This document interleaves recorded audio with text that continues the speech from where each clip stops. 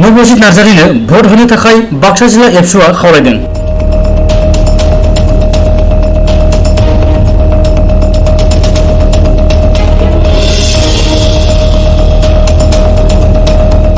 आथिखालाव सोलिबाय थानाय DID लिटिल मास्टार सीजन 5 आव गलाघाट जिल्लानि सिसुपानि हालामनि उपेन नार्जारि आरो अनु नार्जारिनि फिसाज्ला नवजित नार्जारिया टप 10 मासियाव सौहैनो हाबाय।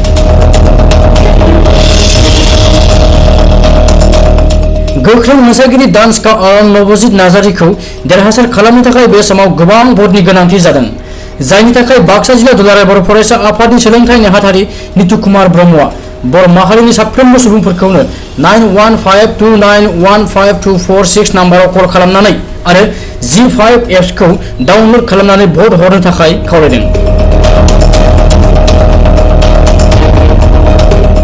नवजित नार्जारिनि देरहानाया बर' माहारिनि थाखायनो बुहुमाव सिनायथि होनाय आरो गोग्गाथाव खालामगोन होननानैबो बिथाङा बुंथियो। खुलुमबाय, आं बाक्सा जिल्ला दुलाराय बर' फरायसा आफादनि सोलोंथाइ नेहाथारि नितु कुमार ब्रह्म।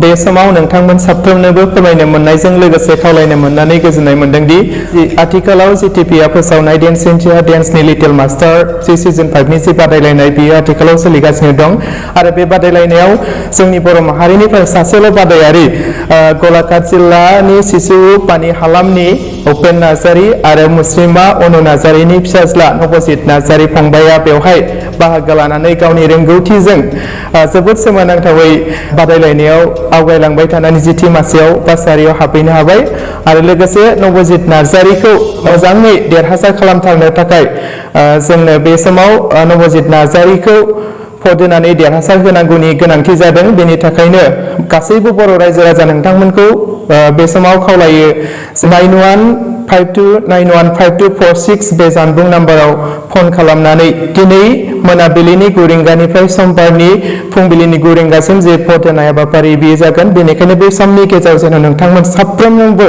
नवजित नार्जारिखौ भट होनानै देरहासार खालामो।